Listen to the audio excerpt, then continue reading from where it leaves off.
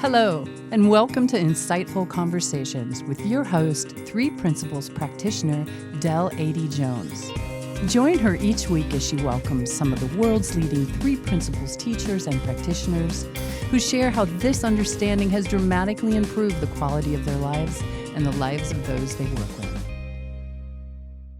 I'm thrilled to have Alan Milledge with me today. Al is an innate health coach who loves to work with people who want an easier, more fulfilling experience of life. He studied with Aaron Turner at the One Thought Institute in London in 2017, where he met Susan Mamont and Jacqueline Hollows and became involved with Beyond Recovery and their work within the prison system. In addition to his work with Beyond Recovery, Al provides one-on-one coaching, business training, and mastermind coaching. He also facilitates writing groups for men who want to learn to write from beyond their clever. Hi, Al. Thank you so much for being here today. I know it took us a while to get here, but we're here now. I just read your intro and I was just thinking to myself that I should have added that you're an incredible writer as well, but we're going to get to that in a little bit. So before we get there, I'd love to hear a little bit about your story, what led you to coming across the principles and how they impacted your life. So, hi, Adele. It's good to see you. Well, I think I was a searcher, so I was always looking for something, and I had a very practical job for a long time. I was in a relationship, a very long relationship, and we worked together. And there was always something that felt like it was just beyond my reach. So I did a massage course in between building work, and I did a reflexology course. And then eventually I became a yoga instructor.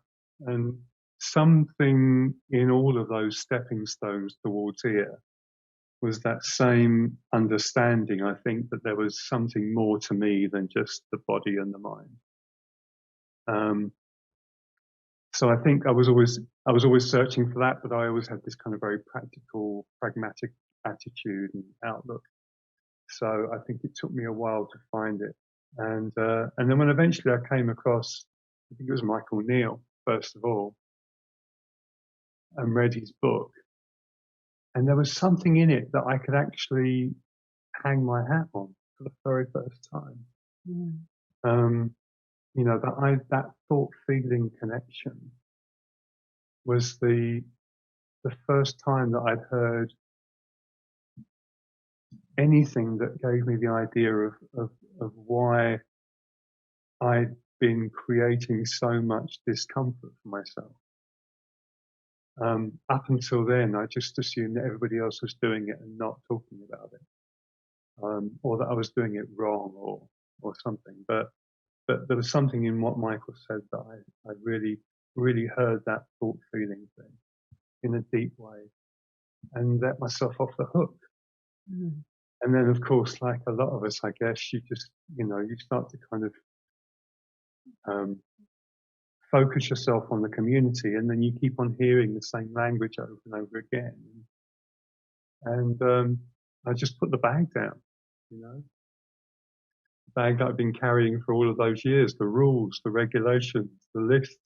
I just started to put it all down, and at some point I stopped and realized that everything was a lot lighter. Yeah.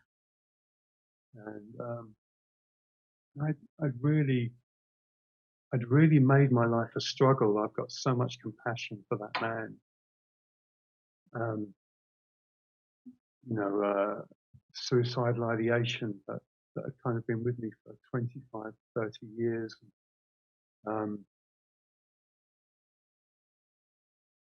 The idea as well that I was struggling and suffering all of the time, and yet I couldn't tell anybody about it because my life from the outside looked pretty much perfect.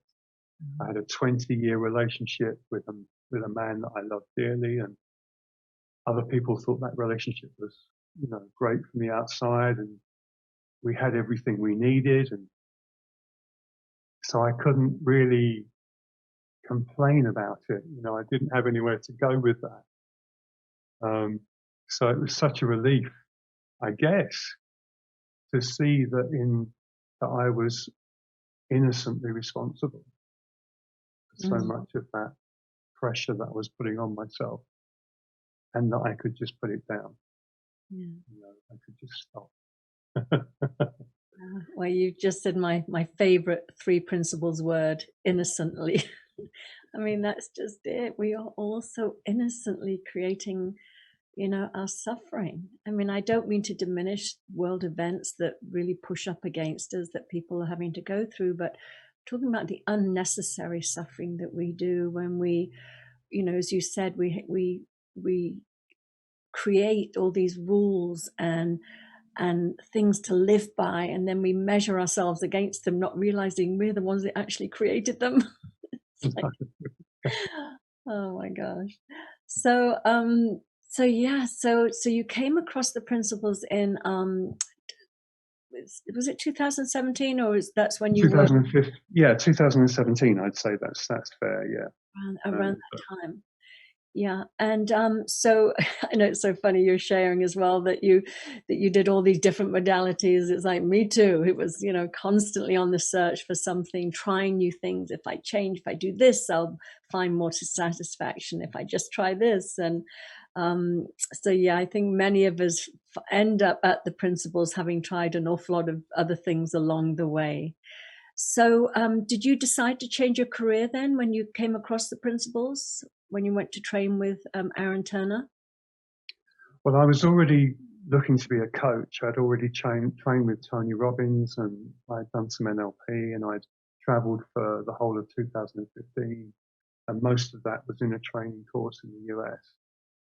So I was kind of already pointing in that direction, but it didn't have the satisfaction I was looking for. So when I came across Aaron's offer of One Thought, it just felt absolutely right in that moment.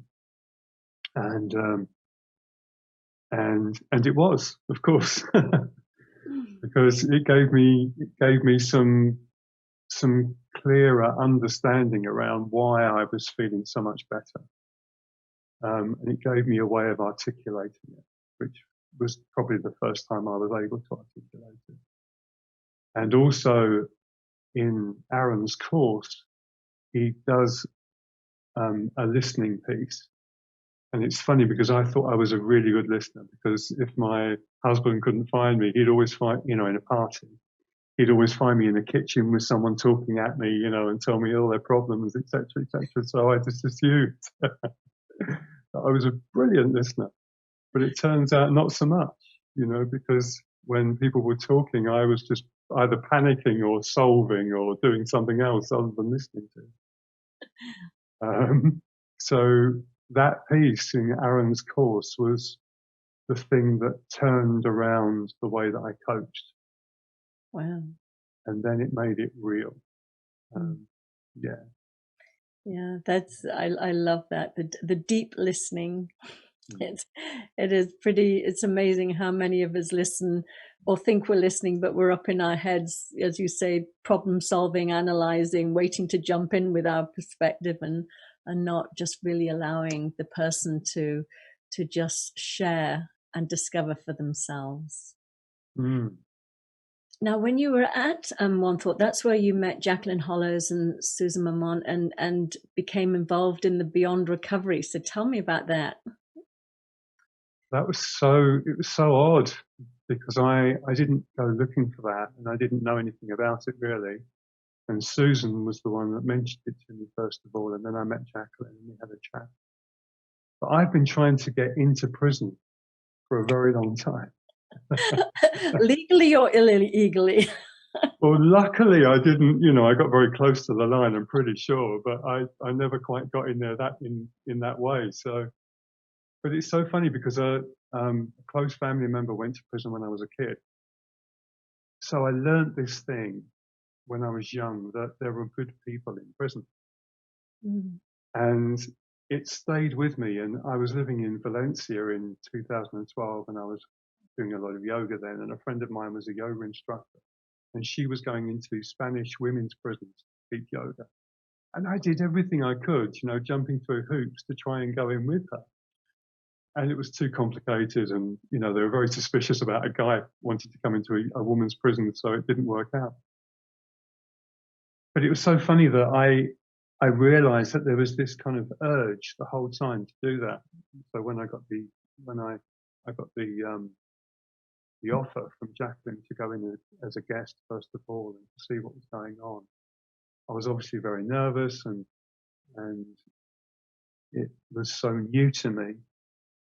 But within about 2 or 3 visits, I knew I was in the right place. I knew that those guys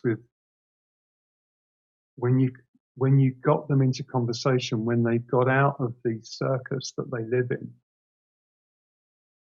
and you had them in a deep conversation, they just glowed with their humanity. Mm. And it fascinated me. And I never used to ask anybody what they did or why they got in there or any of that stuff. It's just for some reason that never occurs to me to do that.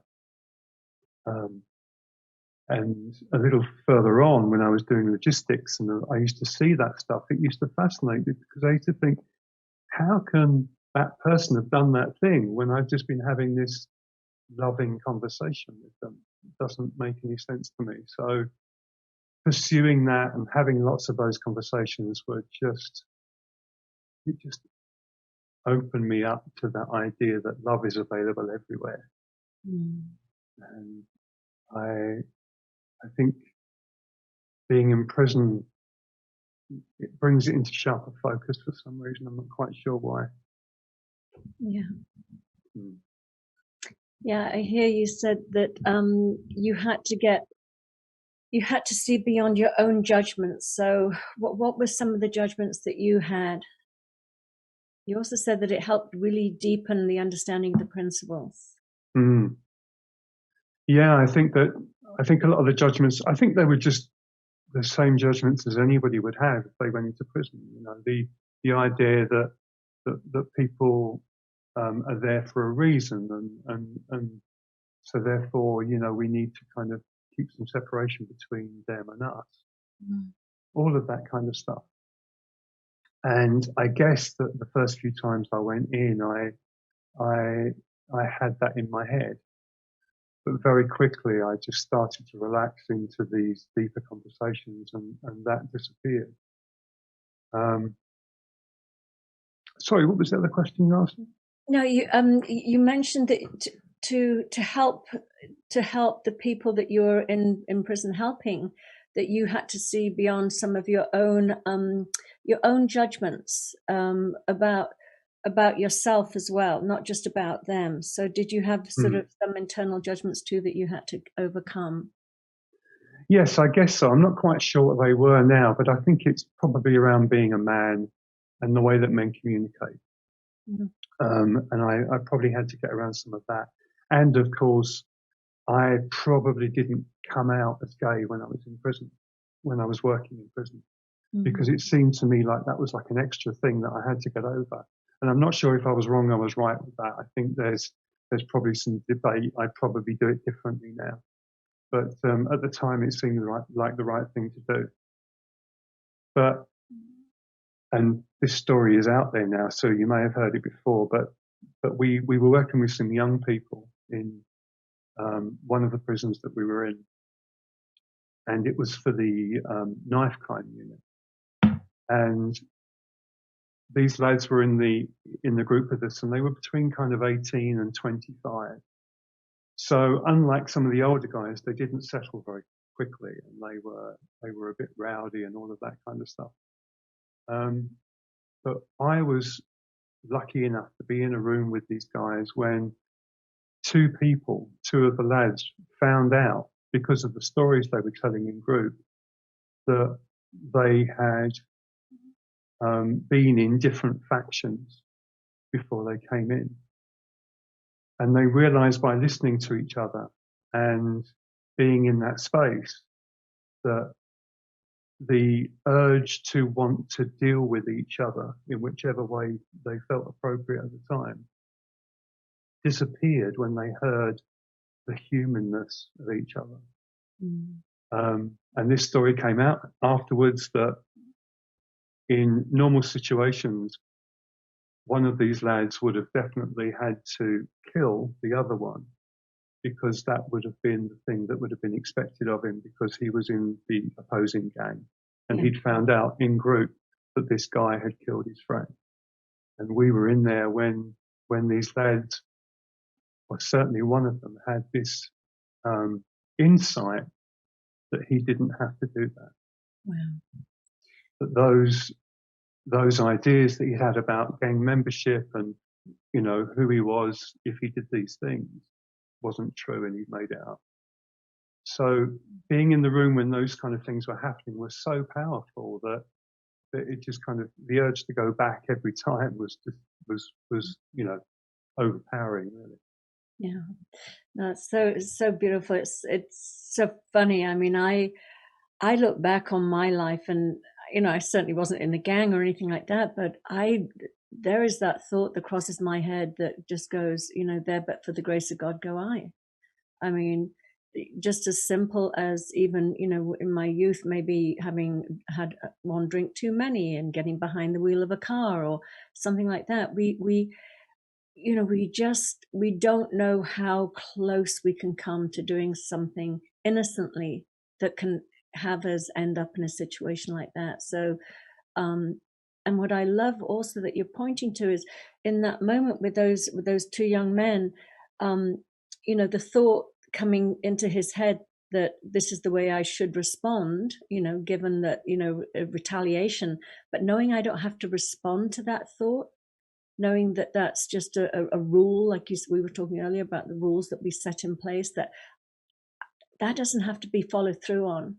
And I think the freedom that I've spoken to other people, David Saunders I spoke to, he was part of the Beyond Recovery, to know that they didn't have to act on every thought that occurred to them. And if they'd known that, how many people in the prison population wouldn't be where they are today if they knew they didn't have to respond to that momentary thought that popped into their head to do something? Absolutely. Yeah, absolutely. Yeah. And there but for the grace of God go I is, the same here. Mm-hmm. I think for all. Sorry, I was going to say, I think for all of us, if we're honest. Mm. Yeah. Yeah. Yeah, it seems magical, some of the things that I've got involved with over the years that haven't put me in danger or haven't put me in that kind of situation. So that's fascinating, really. Yeah. Mm-hmm. Yeah. So, well, obviously, I mean, I know you do writing groups for men as well. So, you obviously enjoy working with groups of men. So what was it that drew you to the writing groups? I love that there's something you said that you want to work with men that want to get beyond their clever. That is such a great title. I got to dig into that one. Yeah, thank you. I guess because we go to a writing group together. Mm-hmm. And I love writing now. I love writing because it releases things that I didn't know I was carrying around. And it allows me to write about experiences and play with experiences that I thought still had some weight for me. And I've used to suffer from PTSD. I'm not even sure what that is in my experience now. But I've written about some of those experiences, and it's fascinating how much of it released. So taking two of those things that we've talked about, which is our writing groups and how helpful it's been for me, and running groups in prison for the lads, and how I saw that when I was running groups, all I had to do was just to sit back and facilitate. Actually, the guys taught each other and themselves. The group taught itself. So basically, I put those two things together, and I just thought, right, I want to help men communicate in a deeper way and a more authentic way, and I want to facilitate a space where they can do that, and also because my writing has improved so much in the last kind of couple of years, I'd like to offer that to men too. So that's where the writing group came from, and I love it. It's just so lovely to hear stories coming out of men, and for them to be in touch with themselves, and for the other guys in the group, you know yourself because of the experience that we had, for other people to be absolutely kind of spellbound by the stories that are being read to them. It's a lovely thing. It's not a job. It's just a lovely thing I do for a few hours a week. You know, it's so funny. I'm thinking about when I reached out to you, I was like, we've had a past life experience. I feel like I really know you. And then I realized after, it's like, because I know you so well through your writing, I think there's an immediacy to this intimacy and to this connection we have with each other when we share our writing.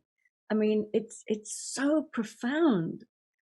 So I love what you're saying there. Now I'm just curious, because we're in a writing group together, and you're the one man, and all these other women. Is there a difference between in your experience of being able to really tap into that emotional, unfiltered, place that we get to within our group? I don't know is the answer. Yeah. I think because in the Three Principles community, men tend not to be very masculine sorry to anybody I offend by saying that. But they don't express themselves in the way that I'm used to men expressing themselves. I think once you kind of learn about this stuff, then a lot of that just disappears, and you don't really know where it's gone, or that it's gone. So maybe for Three Principles training people, not so much, but certainly because I like to look the other way out of the community. So I like to bring people in. Mm-hmm. And I've noticed that some of the guys that come in, have still got some of that on them. They've got some of the outside on them, and I usually have 2 or 3 people in the group that are, that are principles based or know a lot about the principles. And so it softens very quickly. And I see that ability to be able to laugh and cry and really get involved in someone else's story and give really good kind of emotional feedback to someone that's just read their piece, as something that the guys drop into very quickly. Yeah. And I'm fascinated to know what the calculation or the logistics are of that. And I'm sure I'll never know, but I just love the fact that can happen. And maybe because of who I am, I kind of draw people who are a little bit more spiritual to me. I don't really understand that part either. That's above my pay grade, but it's nice. It's really lovely to be in a group of men who are having that kind of that honest connection, but also we can still have a bit of banter. We can still have a laugh. We can still, giggle at each other and all of that kind of stuff. I like that we can do both of those things in the same space. Yeah. It's what's coming to me. It's really funny. I'm thinking that, quite often we hear within the Three Principles community, that it's all thought, it's all created by thought. And sometimes I find in when we write, there's this sort of filter of like, well, am I just sharing my thinking, or am I sharing my experience? When we go back into our story. So I'd love you to talk a little bit about that and what you see in that. So glad you brought that up. Yes, I know. It's the the all thought thing is the difficult one, and I can understand why people say that, because when they first come in, because it seems like the answer. But as you and I know, meeting people where they are in their own language and in whatever suffering they're struggling with at the time is the only real way to kind of connect. So as far as just It's so funny because I did a character class. And so I was writing in character for the very first time. Up until then, I'd always written as myself. And I didn't worry about the fact that sometimes I knew I was making things up because I didn't have the memory of those things to be able to write them accurately. And so I'd make them up, and then I'd allow kind of a little bit of wisdom to come in, and I'd just kind of mix all that together, and it would just be there on the page. Because the kind of writing that we do, isn't calculated, is it? So we intentionally don't use our intellect too much. So now I just really have fun with it, because if my thinking is telling me to put that on the page, then I just go with that. And it can get dark. I love to write dark. Me too. And that, I think that's what you were pointing at. That is so, that's so 180 to our experience as three principles, facilitators and coaches. That it feels to me like it's playing out in the mud in my best clothes, I love that. And then I'm kind of magically clean when I come back in again, because all of that playing around in the mud is fun, because I know that 10 minutes later, even if I've been crying while I've been typing, and I've done that numerous times, because a feeling, I've remembered an experience or somebody else's emotion, and it's gone into my writing, and I've been sitting there with tears in my eyes. But 10 minutes later, it's gone.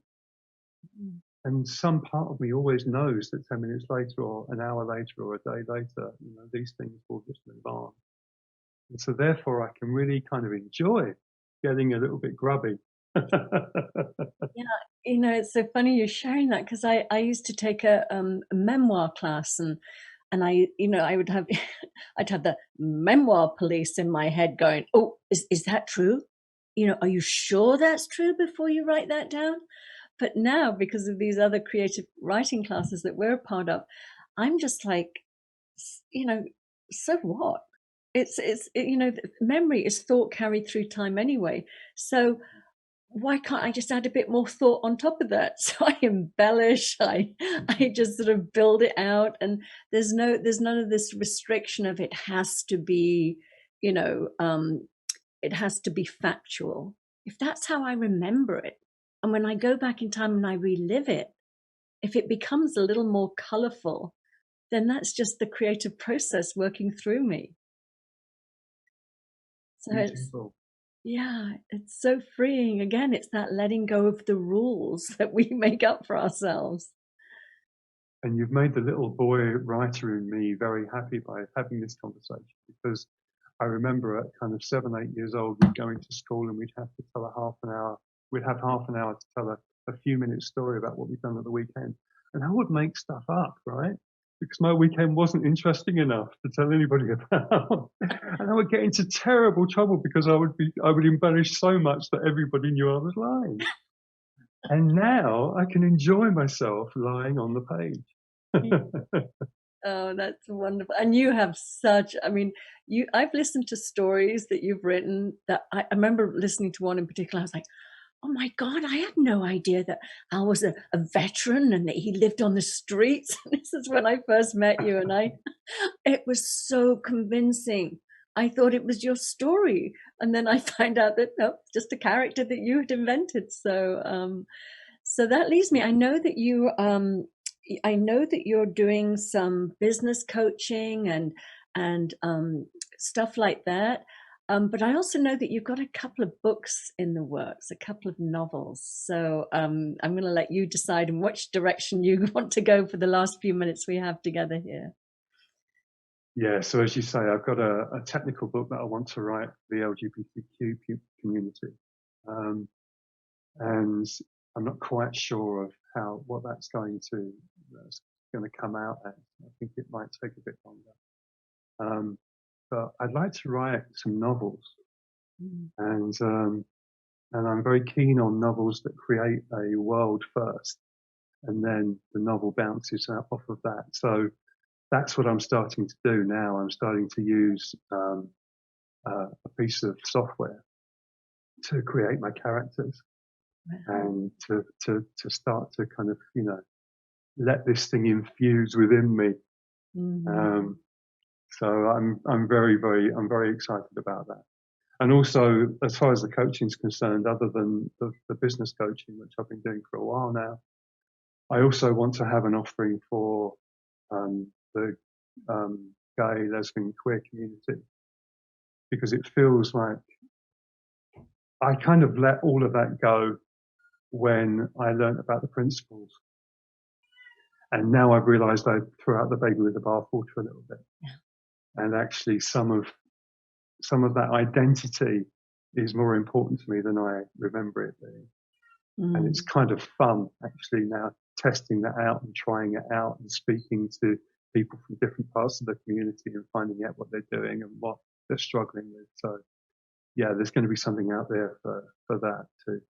That sounds wonderful. I love that. And me too. And I hear this over and over again. So many. I am so sorry if you can hear my cat meowing. He's hammering on the door here. He's really determined to get in. Himself known. Oh my goodness. But yeah. So anyway, back to what I was saying. There are so many people I think that very innocently, when they first came across the principles, did throw out the baby with the bathwater and took it a little too literally. And I love that we're all sort of reevaluating and expanding back out again, because this, I know that I suffered terribly from sort of codependency and narcissistic abuse and used to coach in that. And then when I came across the principles, I was like, oh no, I can't talk about that anymore. And then it occurred to me after a few years, it's like, well, hang on a minute. That's what actually gave me the freedom to get out of that. I need to go back and help people in that community find a way out of their suffering. So I love that you're doing the same for the LGBT and queer community, to just, go back into that and reevaluate how much did get thrown out. So I love that. And I'm so excited to read your novels. As I said, you're a fabulous writer. And as are you. Well, I'm not sure about that, but I'm loosening up. I've only been doing it about a year, but it's been great fun and torturous at the same time. I won't pretend it's all fun, but it's been such an adventure again to just let go of that thinking and just play, just show up and play. So thank you for this wonderful conversation, and I will see you very soon back in class. Thank you too, Dale. Oh, it's wonderful. Have a wonderful rest of your day. Thank you so much. Thank you so much for listening to the show. If you're interested in learning more about my coaching and mentoring packages, please reach out to me at Adey-Jones@gmail.com. I would love to hear from you.